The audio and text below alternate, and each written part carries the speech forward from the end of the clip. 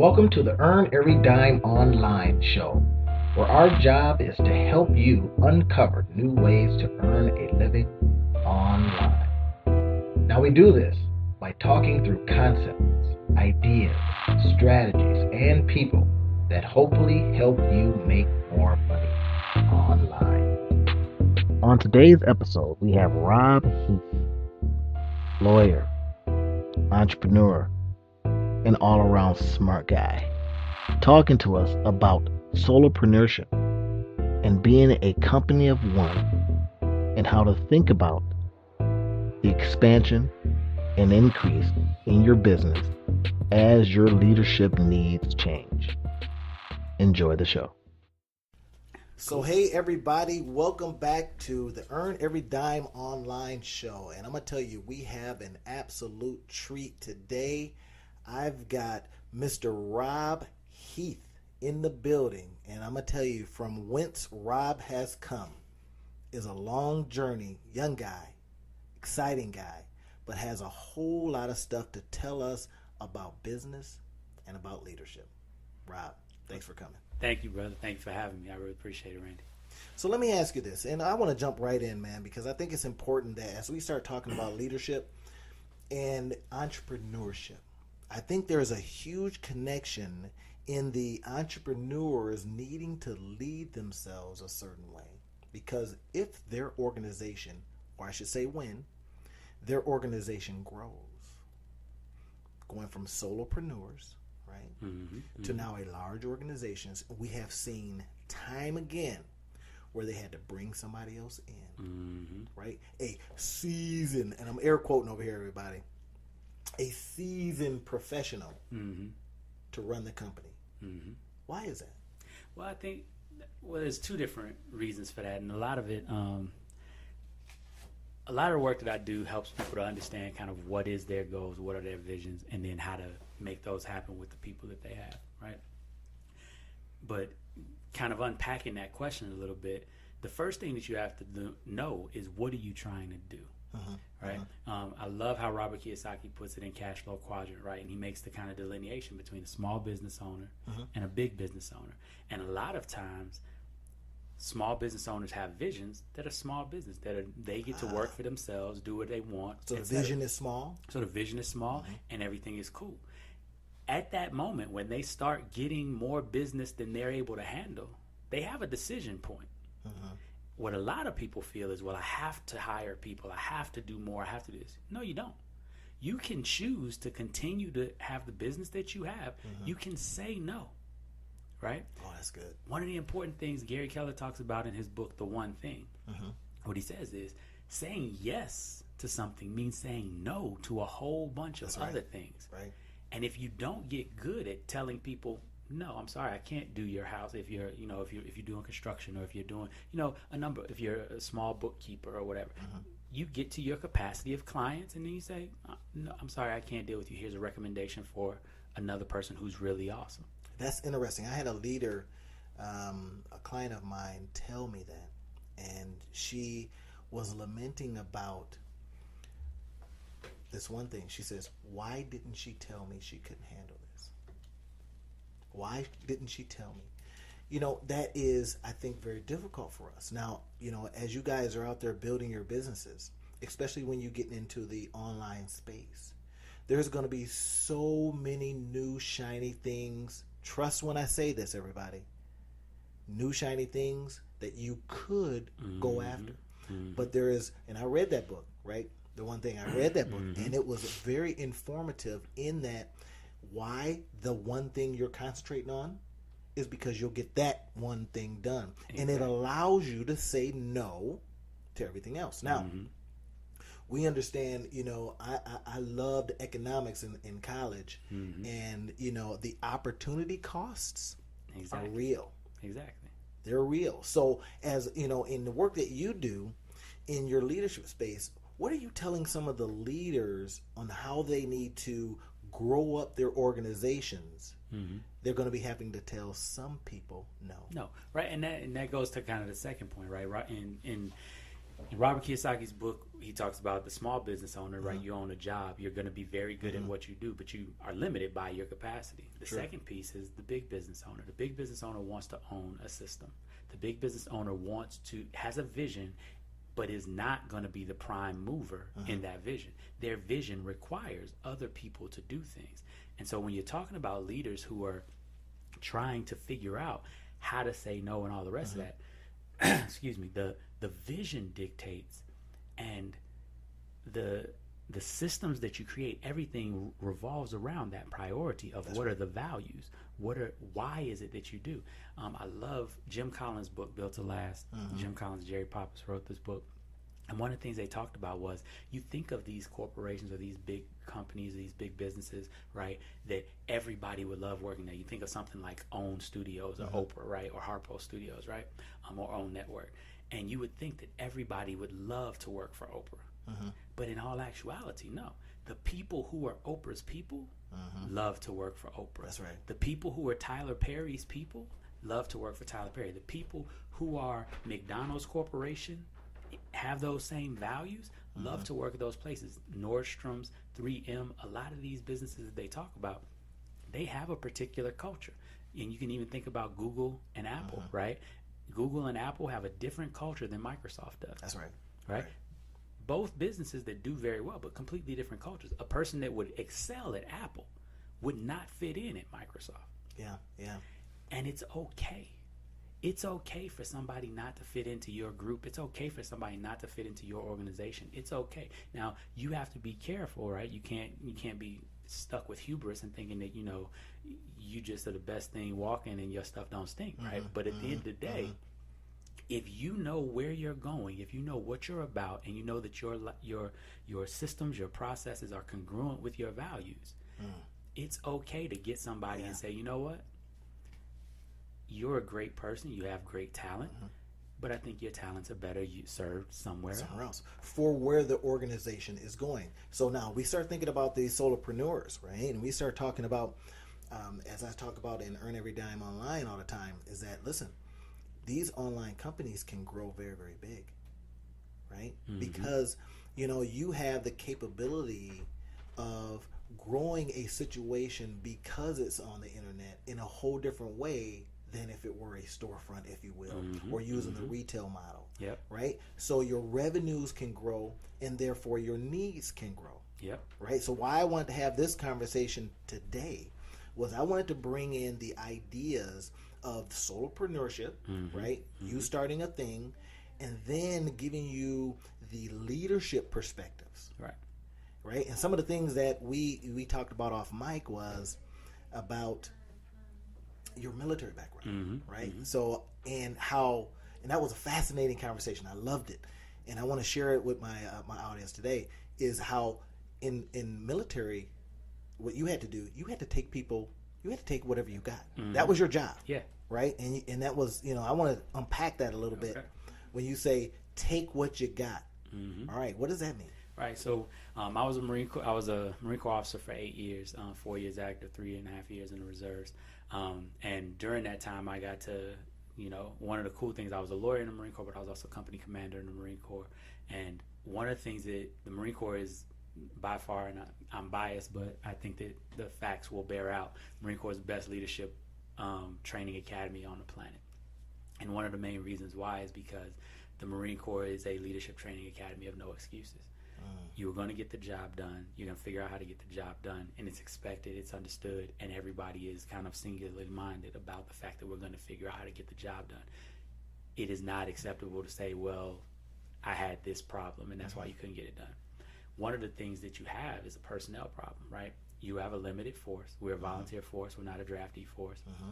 And so as a company commander and as platoon commander, anybody that's in charge of personnel, what you realize is because of the cycles that the system has of how you intake people, there are classes that graduate from Paris Island or San Diego every year, and so you get people through their schools, and then they're ready, trained up, and ready to join the force.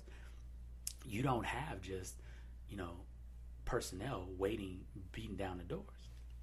And so you are not able to just fire somebody because you don't like them or because their Everybody's performance useful. is, Everybody, nothing goes to waste. Exactly, no person, right? Especially. Right. The whole like idea of the Marine Corps is you do more with less. And it's not that it's lesser people, right? We get some of the best Americans to join the United States Marine Corps. The standards are high. To graduate boot camp, you have to, demonstrate the values of honor, courage, and commitment. That's good. But nonetheless, those are that's what I talk about in my book is, you got to understand the difference between potential energy and kinetic energy, the difference between capacity and realized abilities. That's good. And as a leader, you have to take your people from where you get them. Now, yes, there are systems that we can put together. Yes, there are things that we can do so that our intake processes, give us, right? And so you can talk to your HR directors if that's you. You can work with somebody to do some consulting and things like that to figure out how to get your intake processes so that you're better streamlined. But at the end of the day, when you get whoever it is that you get, you got one or two choices. You can either fire them or you can lead them. And what a lot of people want to do is they want to hire somebody that they don't have to lead. And you're saying, hey, you can't get away from the leadership perspective. Right. And that's the whole thing. Again, if you're going to be growing a business, if you're going to be a big business owner, if you're going to be in charge of people, at that moment, you become a leader, whether or not you take on the mantle or not. And the title of my book is Why Can't My People Just Do Their Jobs? Right. I like that title. Yeah. Why can't they just do their jobs? Right. And because a lot of people in leadership positions are making that transition, and kind of with my company, Legacy Leadership Consulting, what we do is we help people to understand the paradigm of we transition. We move throughout life through three stages. You move from being a doer, right? You move from being good at accomplishing, good at executing on your objectives and making things happen. And when you become a little bit successful, you then have to learn how to teach other people how to do the jobs that you do so that you can do other things. That's the beginning of delegation, right? What you're talking about with your solopreneurs, when their businesses online grow. And one of the things about kind of the double-edged sword of online is that it can grow faster than you're ready for it to grow. That's right. And so when they get to this space, you're going to have to do one of two things. You're going to have to delegate, push things off of your plate, or you're going to stagnate and you're not going to grow. So you're talking about then going from the do to the teach. Is building up what you want from your, relative to your mission of the people you hire. And how you hire, whether they're employees, contractors, or otherwise. Right. And you have to be able to teach them what it is that you want them to do. Because contrary to most people's beliefs, even if you write a great job description, right, the communication process is a process where you take an idea from the mind of one person and you try to get that same idea into the mind of another person so that it spurs activity, so that it motivates action, right? Along that process, right, and this is one of the fascinating things from my college days. I was an economics major, so I love when you talk about, opportunity costs and everything like that. I loved macroeconomics specifically. I got my bachelor's degree in economics, but I also got a bachelor's degree in speech communications. And the most influential course that I took in all of my college career was a course called Interpersonal Communication, SpeechComm 230. Yeah, we had to take it too. Right? Yeah, absolutely. And the interesting thing about that course was it talked about the 4 phases of communication, right? From idea creation, the sender, to transmission, to receiving, and then to decoding. That's right. Right? That's right. And so then meta messages in between. Meta messages in between, and the fact that there are 4 areas, right? 4 regions of communication. It goes through 4 processes, but in those regions, there's 8 steps, right? Because in idea creation, there is the formation of the idea, but then there's the kind of clarification of the idea, right? And if you do anything wrong in that stage, you can do every other stage perfectly. The picture's not going to be the same. Right, yeah, because if you don't clarify the vision, what's going to happen is you're going to get a fuzzy vision in the other person's head, and the actions that you want them to take are not going to be the actions that you would have thought, because it's a fuzzy vision. So you have to clarify. You move from clarification to formation into language. So you're in the transmission stage. There's 2 steps again. You got to transmit it into the language that you have. So if you don't have the proper language to describe what it is that you're seeing, even if you have it completely clear, Again, your message is there's gonna be garbled messages, right? And does that now affect what you thought as an expectation? Exactly. From that person. Right. All of this affects your expectation of what they do, because what we're assuming when we make up expectations of people's actions is that we're assuming clear communication. Yeah. We're assuming that they understand exactly what it is that I want them to do. Sure, yeah. And that's kind of devaluing the awesome nature of communication. Like, human beings are the only species on the planet that has the level of communication that we have. The ability to tell story, the ability to write, and to leave a legacy with our communication. Other animals communicate, but our communication is exponentially greater than the communication they have. And therefore our communication is also exponentially more fraught with miscommunication. Sure, yeah. And I think, as we start talking about growing these businesses, and I'm really at that stage now where, I'm having to hire more contractors, right? Because that solopreneurship play shows where I am limited, right? And then now I'm saying, how do I lead me? And that's really one of the things, and one of the areas I think would really help some people until they get to that point financially, cash flow wise. How do you lead you? Exactly. And it's a great point you made, and kind of getting back to the 3 stages of legacy leadership. And that's really what I do. I help people to become legacy leaders. We go from doer to teacher, but that's not the stopping place. We go from doer to teacher to legacy builder. And you've got to start with the end in mind. You've got to start understanding that what you're building is a legacy. What you're building is something that you're going to leave to others. There's going to be somebody that's going to run your business when you're gone. It's going to be something, your children, your grandchildren, your extended family, your partners, whoever it is.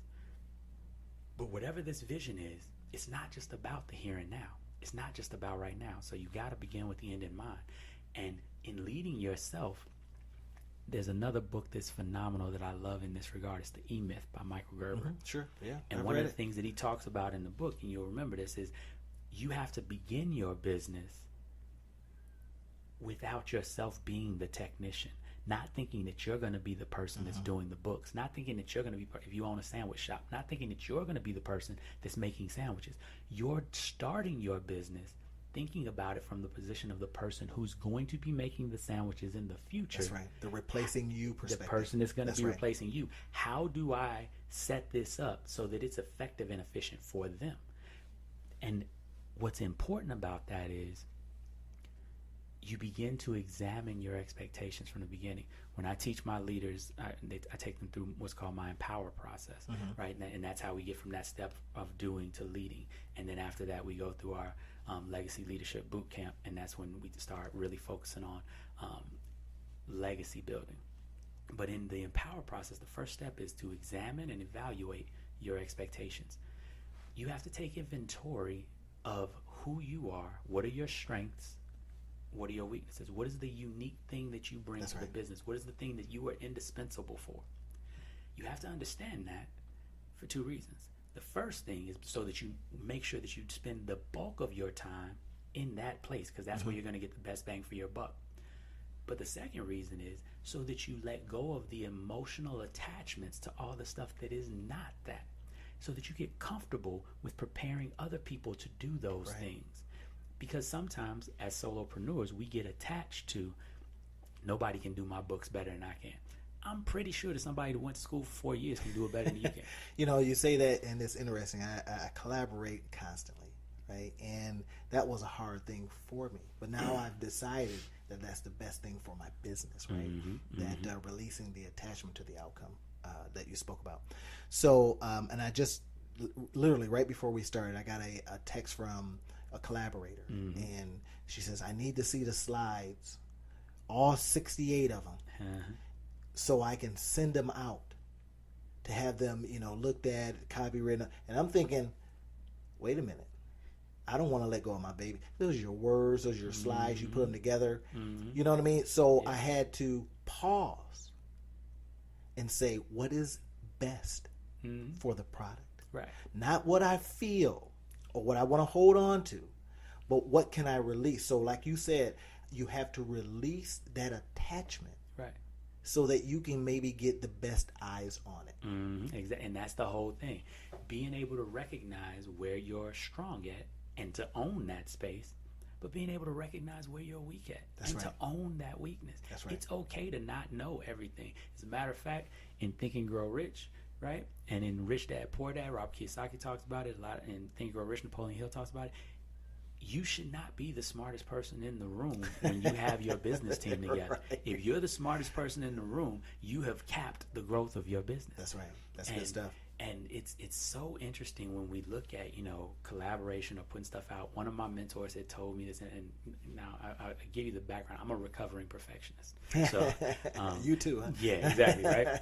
And I think, it's kind of something because we know what we're capable of. Right, we know what we're capable of, number one. And number two, as a solopreneur, this is your reputation. This is your validation. This is your ego that is on the line. That's right. But the interesting thing about it, and again, if you want to run a small business, if all you want is that validation, if you're not working for a bigger mission, if all you're trying to do is be the best lawyer, right? I was the lawyer. I was one of the winningest defense counsels in the history of Camp Lejeune. It was important to me that I was really good at my job. I didn't let a lot of other people help me write motions or help me write briefs or set up my directs and my crosses, because that was my work. It was my validation. But again, if you had to build a law firm, if I had to build a law firm, or if I was trying to change the world through what I was doing, what I had to realize was the mission is bigger than me. The vision is bigger than me. In that small instance, the mission wasn't bigger than me. The vision wasn't bigger than me. It was, I was going to do the best that I could because I was providing a service directly to my clients. And that's what I was doing. I was doing my duty. The mission that was bigger than me was the fact that I was a United States Marine Corps officer. I was representing my country. I was doing things for my country. I was making sure that the system was working the way that it was supposed to work. Completely shifted when I became a company commander. When I became a company commander, although the bigger purpose was still there, I couldn't just be the best company commander I could be, because my job as a company commander was to take care of the 220 and then ultimately 380 Marines and sailors that were part of my company. Oh, that's big. I like what you said there. If we could just make our businesses that have missions bigger than me, right?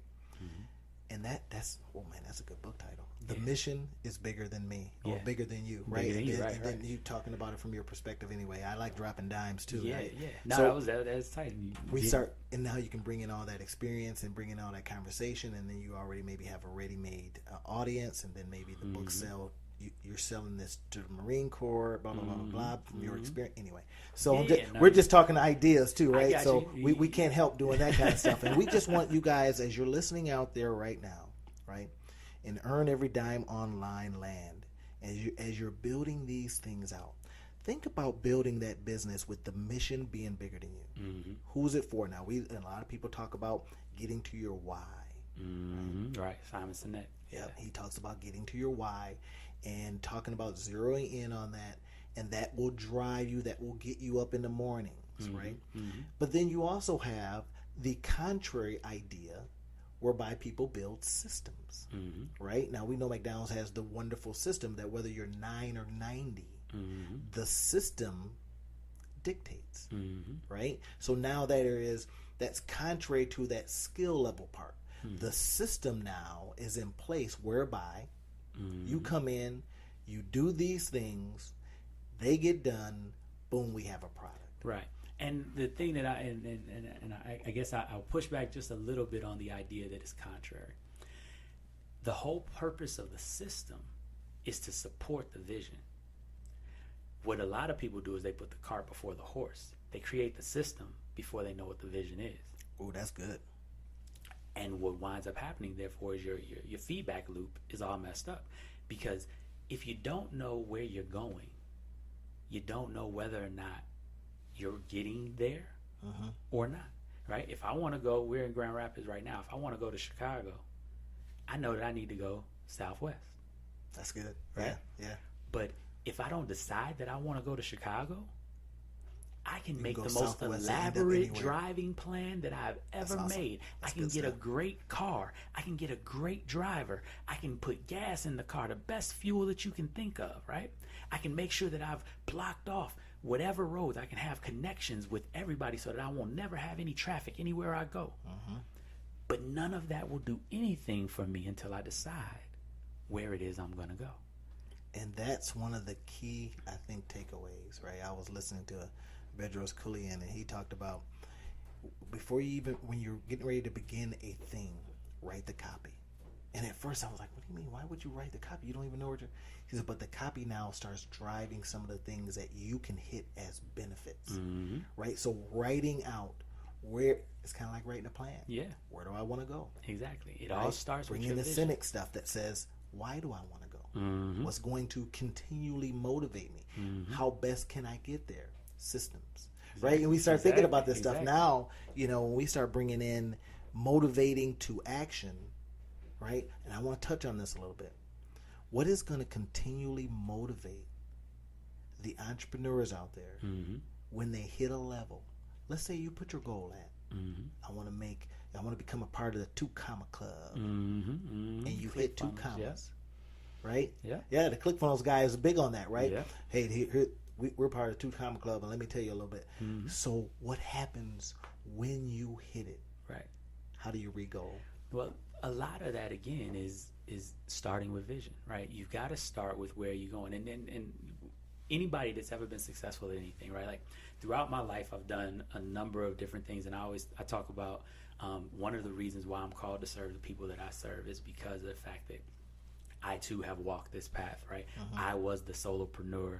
I started an Amway business. I ran a jiu-jitsu school. I did things that I did in my own space, and I was good at what I did, but I was never great then at building it, bridging it, when I had to bring more people on, because what I focused so much on was what I was good at. But one of the things that happens for each of us individually in our individual lives, when you reach a milestone or a mile marker, if you're balanced, which I wasn't for a long time, you're able to take a breath and be like, okay, I'm at the top of this mountain. You're able to enjoy seeing the rest of the mountains and be like, wow, it looks a lot different from up here. But whether you're balanced or unbalanced, if you're unbalanced like me, you do this immediately. You start looking at the next mountain and being like, okay, I got to go there. Going over there. That's right. Once you get to that place, you start the process again. You start the visioning, right? You start figuring out. Because one of the things with reaching your goals is that it is the validation of your visioning process. Yeah. Hitting your goal markers are the things that confirm the faith that you had when you started at the beginning. Because let's be clear, with everything that we're doing in the solopreneur and the entrepreneurial realms, Will Smith said this, and I thought that it was amazing. He was like, being reasonable is the quickest route to mediocrity. Oh, being reasonable. Right? I like that. And he went even further. He said, no one has ever changed the world by being reasonable. If what you are trying to do, if the amazing thing that you're trying to do that nobody else has ever done before, if it was reasonable, right? Somebody else would have already done it. That's right. Like because it's mediocre. Right. Because like it is at a level. Exactly. Yeah. Like you're not going to do something that's never been done before using thinking that's been thought before. Using visions that have been dreamed before. Like the thing that you have to, if you have a mission, if you have a vision that is doing something, again, when we're talking about difference between small businesses and big businesses, right? If you're in that big business realm, if you're building systems, if you're doing something where you're called, you feel like you have a vision, a mission, something that is going to make the world a different place, it's imperative that you realize the level of faith that's necessary to make that happen. You are believing in something that you have never seen before. But one of the things that we talk about that's necessary with human beings, when you think about behavioral psychology and operant conditioning, right? Positive reinforcement is the strongest motivation that we have to incite action. And in my book, in my process, when you're leading people, one of the things I talk about is it's imperative that you reward what you want to continue when you're leading people, because that's the strongest way to make sure that it happens again. It releases dopamine, it releases endorphins, and in your brain, and that makes you want to have that experience again. So when you're giving authentic praise as a leader, you're ensuring that the people are going to do exactly what you praised, what you wanted to see happen over and over and over again, because that's how we work, right? You have to do that for yourself. Leading yourself, one of the things that you have to be able to do is you accomplish the goal, you reward yourself for the goal. That's right. And it strengthens that system of, okay, now I can dream again. Now I can have a vision, and I'm confident that I'm going to reach it if I do what I'm supposed to do. Yeah, and I think you have to be careful too of what, you know, this is a concept from a different field, but feature creep, right? That's a big thing when you're having someone. You can, you know, create feature creep even within yourself by not saying done, completed, pat on the back, reward, next. Exactly. Right? Right. And if you just say, well, and I've suffered from this myself, right? You're just saying, okay, I need to start this next book, right? And I'm on my 5th book right now. I'm like, okay, that's done. Go on to the next. But it's almost like it seems like one big book. Exactly. And I got to realize, stop, reward yourself for having done it. Right, and I had to, you know, my wife was telling me the other day, she said, do you realize what you have done? And I'm thinking, I've done nothing. I need to do more. I need to go faster. You know what I mean? I need to do this, that, and the other. And it's like, well, no, how about you stop? Right. And show gratitude, obviously, Exactly. right? I think Oprah talks a lot about that. And then realize what you have accomplished. Put that in this nice little box. And then go on. Exactly. Right? Being able to restart, go on, re-goal, re-mission, and all that. I agree completely. I remember, because like I said, in my life, one of the things that was really interesting, and when I was transitioning out of the Marine Corps, my wife's grandfather was talking to me about this, because I was always, it was like I was on a treadmill. Like I just had to do more and more and better and better and better. And one of the things that he sat me down and he was like, what is it that you're trying to accomplish? He's like, everybody else is super impressed with what you've done already, right? You graduated high school at 16. You got 2 bachelor's degrees. You have a master's degree. You are a Marine Corps officer. You have a Juris Doctorate, right? Like, you've run a marathon. You've done so much in your life in the 38 years that you've been around. What are you trying to prove? And it was amazing to me, because the fact that he put it, like, if it had just been, hey, you've done a lot, you're awesome, but I'd have felt like he was blowing smoke. That's right. Right? But the fact that he was like, what are you trying to prove? What's your end in sight? Right. Why are you pushing so hard? Like, I need to know, because it's getting annoying. Was basically what he was like. The fact that you're always like, you're too intense for the people who are around you, because you're always pushing. Right? And your intensity makes people feel uncomfortable, right? So I need to know why you're so intense. And what was amazing about that was it gave me a moment to say, okay, why am I doing all of this? And part of it was, you know, deep-seated, you know, stuff from having imposter syndrome and being a perfectionist and feeling like I wasn't good enough and things like that. But then another part of it, and I think this is the duality that a lot of entrepreneurs deal with, is you have a calling, you have a mission, you have a vision of the world in a different way, and you know that it's going to take a gargantuan effort to get there. You know that, like, there's a driving passion behind it. And the point that he was making to me, that, you know, in our conversations, he kind of talked to me about, was you've got to have balance. Just like you were saying, you've got to have the ability to take a moment, and it's not complacency, it's not resting on your laurels, but it is the ability to be grateful for what you've done, the ability to appreciate what you've done. And that can't be something that you do every once in a while. That's got to be a part of your routine, just like everything else is. Every morning when I wake up now, it's part of my routine. It's part of my devotions in the morning. It's part of my meditation routine. I think of 3 things that I'm grateful for. That's every right. day. And I do mine at night. Yep. Right. What did I accomplish? What did I get done? Versus the list that I put out there for myself. Exactly. Right. Because I'll look at that list and say, why isn't everything crossed off? And start feeling funny about that. Exactly. Like, I should have did more. I should have got up earlier. Right. Now it is, okay, based on what you needed, what had to get done. Right. What are your scratch offs then? Exactly. And a lot of my gratification and a lot of my gratitude exercise has nothing to do with business, it has nothing to do really with wants. And I kind of divorced it, and it was intentional in this fashion. There's a verse in the Bible that talks about how we enter into God's presence with thanksgiving. We enter into His courts with praise, right? And regardless of religious persuasions or whatever, the idea of that is, and you can think about it, if you look at law of attraction, if you look at any types of different disciplines, the what is the mindset that you're in when you're trying to make things happen in the universe? And for me, I'm not even trying to think about anything that I'm trying to do. I'm just trying to be grateful. If nothing else happens today, and that's kind of the reason why I do it at the beginning of the day. If nothing else happens today is a good day because of these things that already exist in my life. That's good stuff, man. That's how you appreciate your day. Now, listen out there, you guys are going to be earning all your money or transitioning from one aspect to the other, whether it's 9 to 5, like I did, right? Transitioning, making a conscious decision to transition, and then jumping in, not knowing where the net was, but deciding on it anyway, and then starting to see these successes, right, that start happening. Now, you guys out there are going to be coming up against these successes. Now, you're going to have to start re-goaling, right? Yeah. You're going to have to re-lead yourself, and then there's going to come a point where you've grown so much that you may have to step away. Now what? When you step away, what is in place? Exactly. Right? So we wanted to have this kind of conversation today.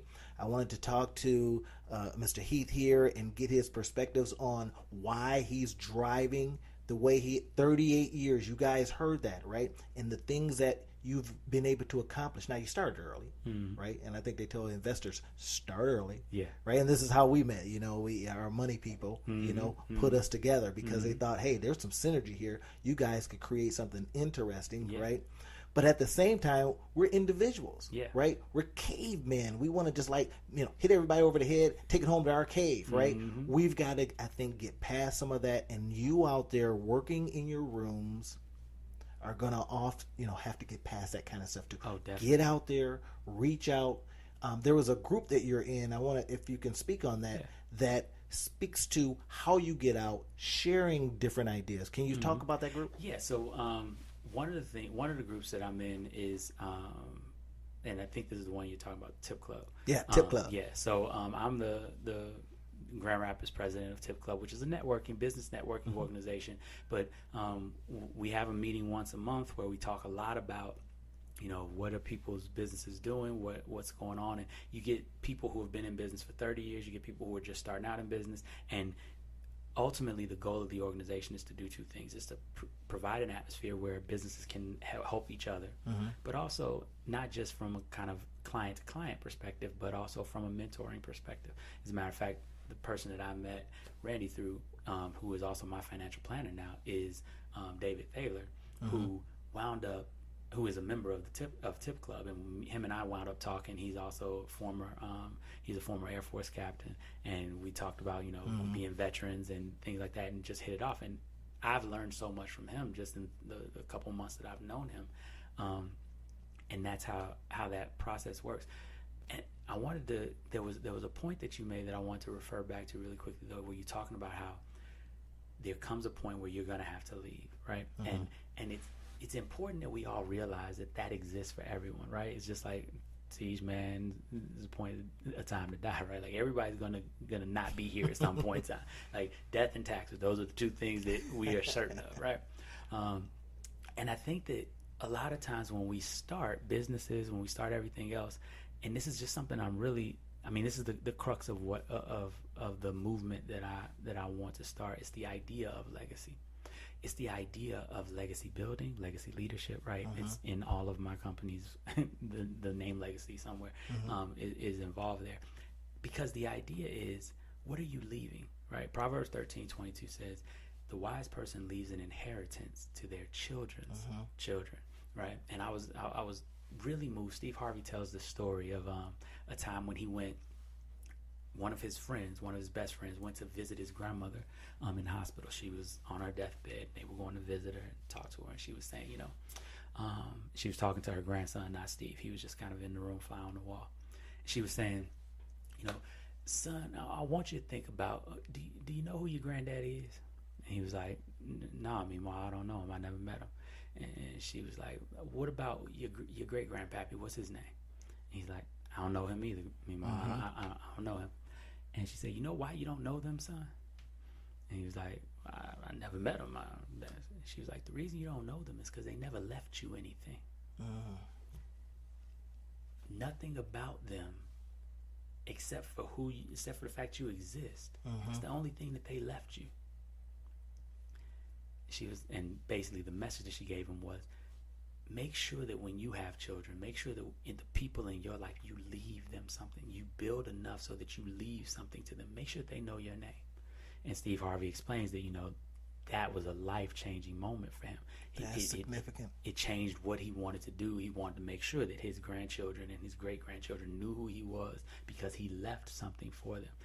And that's that idea, that idea of legacy. And so when we were talking about, entrepreneurs and building businesses and all the rest of this, the thing that you have to realize, and what I talk to my clients so much about, is we move, like I said, from doers to teachers to legacy builders. And that's, akin to what Stephen Covey talks about in the 7 Habits of Highly Effective People, right? So much of us get caught up in this idea of moving from dependence to independence, right? We want to get grown. And as business owners, right, we want to make enough money. Get grown right, we want to be grown right. in business. We want to make enough money so that our business is the only thing that we have to do. So now I'm independent. Can't nobody tell me nothing, right? But the idea is that's not where that's a stop along the way, but that's not the destination journey. And if that's your destination journey, don't get me wrong, you will, like I said, you can own a small business, but you're limiting your growth and you're limiting your impact. That's right. Because what we have to realize about life on this planet is that we are all interconnected. Even as a business owner, you can serve your clients, but you need your clients for your business to happen. Right? That's right. Like, it's not just that, you created this awesome become thing. Your new boss. Exactly, right? And sometimes people get out of solopreneurship. Sometimes people get out of business for the very reason that they get tired of their clients. They don't like having that boss anymore. And so you got to realize you always have a boss. The question is, what is your boss? And when we look at legacy building, you get to determine who your boss is because you get to determine the vision. You get to determine where you're going. And what Stephen Covey says is, instead of moving from dependence to independence, we have to make sure we go from dependence to independence, which is a step along the way. But that our final destination is interdependence. Our final destination is understanding how we fit into this big thing, what our role is in society, how we help and how others help us, and That's being able to create synergy and understand that by thinking about the legacy that we want to build, what will come after us will be exceeding and abundantly more than what we could have ever envisioned. That's an interesting thing, man. I have this, I typically try to get ideas out of my head every day, right? And I kind of took the approach that, Einstein used to have a book, ideas, right? Edison, ideas. And his big deal was create them all the time, right? And then from those ideas, something big will be built. And one piece of writing that I had, an ideal I wrote down that says, what would happen if I worked for the world instead? Not for me. Tight. And that's bringing in that idea that this is, again, the mission is bigger than me. I'm working for the world instead. And what also allowed me to create multiple different approaches, companies, writings, right? Instead of sticking in one genre, people would ask me, what genre are you in? Right now, with the ideal, I'm working for the world instead.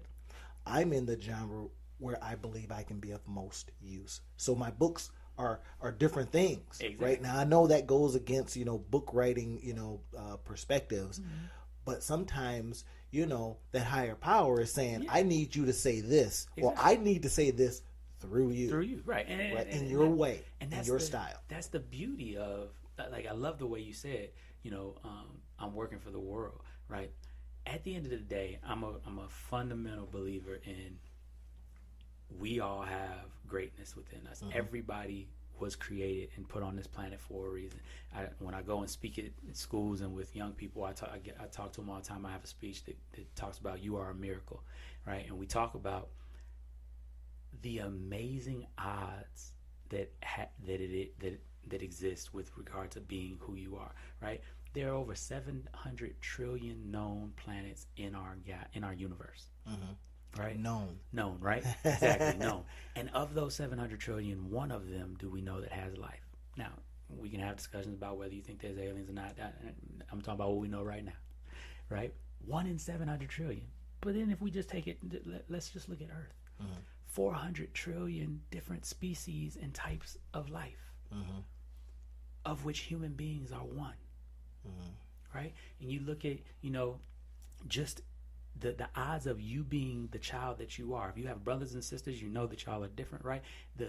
A man creates trillions of sperm throughout his life. A woman creates hundreds of thousands, if not millions, of eggs. And the fact that one sperm and that one egg would combine and meet, miraculous event, right? But it doesn't stop there. And this is where legacy comes in, right? Mm-hmm. Not only are you that miracle, just in general, if we were taking, right, in a laboratory, if we were trying to conduct this experiment, right, these are the odds, right, 1 in 700 quadrillion, right? But here's the crazy piece. In order for you to have been born to the family that you were born in the time that you were born, in the place that you were born, with the characteristics that you have, in order for you to be you, right, not just you as in a human being in the existence of time, space, continuum, but for you to be you, generation after generation of miracle had to happen. I always tell the kids, we can have the debate on how old the human race is, but let's just take 20,000 for an easy number because it makes the math easy, right? A generation is about 20 years. 20,000 years of human history, right, is 1,000 unbroken generations that had to exist for you to be here today. That's good stuff. 1,000 1 in 700 quadrillion chances had to happen, and they had to live long enough to make another 1 in 700 quadrillion chance 1,000 times. Right. And so now we don't want to say that to suggest to people that your time isn't now. I'm suggesting, why not you? Right. In my latest book, Right Where You Are, it speaks to that. I got a story in there that says success is waiting on you. Exactly. Just like success is waiting on you. It's down the street. Mm-hmm. It's say, hey, whoever comes and walks with me, I'll walk with them. Exactly. But you got to go toward it. You got to go toward it. You got to move toward it. You've got to operate in your destiny. You've got to operate. Everybody, and that's the kind of the point that I get to. Everybody is a miracle that's walking around. And the crazy thing is, just being here, just existing, you've overcome greater odds than any other thing that it is that you could conceive of that you want to do. That's good stuff. Right? You want to be an NBA player. The odds on that is like 1 in a couple of million, right? It's not even that bad, right? We're talking about 1 in 700, and the odds of you being you is like 1 in, and I read an article on it, it did the math, it was like 1 times 10 to the 2 millionth power, right? The odds of you being you, right? You've beat bigger odds just existing than anything else you would face. What a good story to wrap up our conversation. You've beat the odds already. Mm-hmm. So going out there and deciding that you want to find new ways to earn a living, different ways. And that's what we talk about here all the time. That's what when I originally visioned Earn Every Dime Online, it was just about coming up and uncovering and discovering and realizing new ways to earn a living that's non-traditional. Exactly. That's all. Now you can add it to what you're already doing, but now economics comes in, right? And we talk about not having that next cost. So you're able to wipe out a lot of costs by doing stuff online. Exactly. You create it once and you multiply the possibilities from it exponentially. Right. Because you can really, wring that thing out forever, whatever that is you create, whether it's an information product or what we're doing as a podcast. Now we could take this podcast and go all kind of ways with it. And we've already talked about that. I'm going to give a copy to you. You use it in some of your work, right?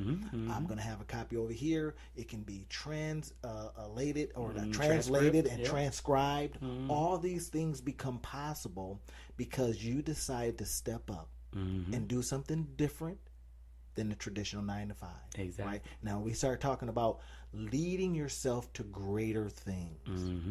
Right? Now that sounds like a pretty good book title, don't you guys out there? Lead yourself to greater things. Exactly. Right? And then I'm talking to, the leadership guy right here. Graduated at 16. Now that's not everybody's experience, right? But then now he's being able to, all these years later, it starts saying and asking and answering the question, what's driving me? Right? After successes, right? Graduating, JD, degrees upon degrees, military service, right? Yeah. You had to re-goal. Yeah, oh, definitely. Throughout my life, I had to re-goal. And the funny thing about it was, when I can stand and look back at it, I can say, wow, I've been really successful, right? But I always saw where I wasn't successful. I saw me not making the basketball team in high school, right? I saw me not reaching my goals. So the pain of that drives you even more. Or not even so much that. I want people to be able to look at, like, you don't want to compare yourself to any one person, because I can tell you all of the different people who were more successful than me in the groups that I was in. I never tell people about what I've done to make them think that, I'm special or I've done something different, because trust me, I know people who graduated at 15. I know people who got 3 degrees while I was at school at the same time as them, right? I know people who I only graduated in the top third of my law school class. There were people that graduated obviously above me, right? All of those different things. But the point that I want to make when we're talking about this is, when you're leading yourself to better things, the first thing that you have to do is you have to believe that you have a purpose. You have to believe that your mission, and you have to not only believe in your mission, you have to first figure out what your mission is, figure out what your purpose in life is, and that's that calling, that's that vision that you have. And ultimately, after you can get yourself dialed into what the universe has for you, life is about doing that thing that you were put on this earth to do. Wow, that's good stuff. And just like you were saying, you write in different genres. I've been a lawyer, I've been a teacher, I've been a basketball coach, I've been a martial arts instructor. Now I'm a leadership consultant, and I'm gonna be a real estate development mogul. Those are some of the things that are going on on the horizon. I'm gonna be be back in education, doing big things with education 10 years, 15 years from now. Like, I have a lot of places where I need to serve, but what I have really embraced is the fact that where I serve best, what my unique quality or capability is that taking people who want to do great things and teaching them how to implement the appropriate systems, how to implement the appropriate mindsets, how to implement and bridge that gap between being a doer and being a legacy builder. I can take people and teach them how to teach, and I can take them and teach them how to build legacies. That's what I do. Now, I may do it in education, I may do it in real estate, I may do it in consulting, I may do it in whatever, right? Yeah. But at the end of the day, that's what I bring to the world. And when you can find that, just constantly be doing what you're supposed to be doing. Yeah, and that's where you're now driving toward your one thing, right? And I think why we mesh well is, my big deal was, taking people from ideas to income, right? Now those ideas are everywhere, right? And one of our favorite movies happens to be The Matrix, right? Yes. It's like when Neo really figured out how to work within the Matrix, and then that he was the Matrix, or that he was the computer program. Now he could operate in a whole different way. Yeah. He had a belief, right? He had a thought, then he didn't believe, he jumped, failed, right? And then he got to the point where it's like, wait a minute, this is not hard. Right. And I believe those same things are within all of you guys. So a little inspiration before we go is to tell you that, you know what, whether you're approaching your next new income, whether you're approaching it by saying, I'm going to get a second job, I'm suggesting let that second job be online. Yeah. Right? Yeah. Because you can absolutely increase and exponentiate how much you can earn and in the way you can earn, how many people you can bring on to help you. At the job, might not get an assistant. Exactly right. You're not in control of it. And then kind of taking that Matrix analogy again, right? The thing that Neo realized in the movie, and I loved it. I mean, there were so many. I watched it about 1,700 times. Right? And there were so many things that happened in the movie that I loved. But one of the biggest things was he realized that he was only limited by his mind. That's right. His limits existed on what he could conceive. When he thought about it, he was like, you know what? I could probably fly. And then he became the first person in the Matrix to ever fly. And then after a while, it just was normal. Everybody's like, and then everybody's looking at him like, around. oh right? my goodness. Right. And everything that happened as it continued, he was limited by his own thoughts, his own mind. That is the thing that we have to come to understand. And more importantly, as you move from doer to leader, right? As you move from doer to teacher to legacy builder, the thing that you do that is more important than the thing that you build, that is more important than the money that you make, that is more important than the organization that you create, is the fact that, as Marianne Williamson says, right, as you are liberated from your own fears, as you do the things that you do and create the systems that you create and lead the people that you lead and build the legacy that you build, you liberate others from their fears. And that's even a greater legacy, right? The legacy of ability. The legacy of being able to show people how to lead themselves to greatness.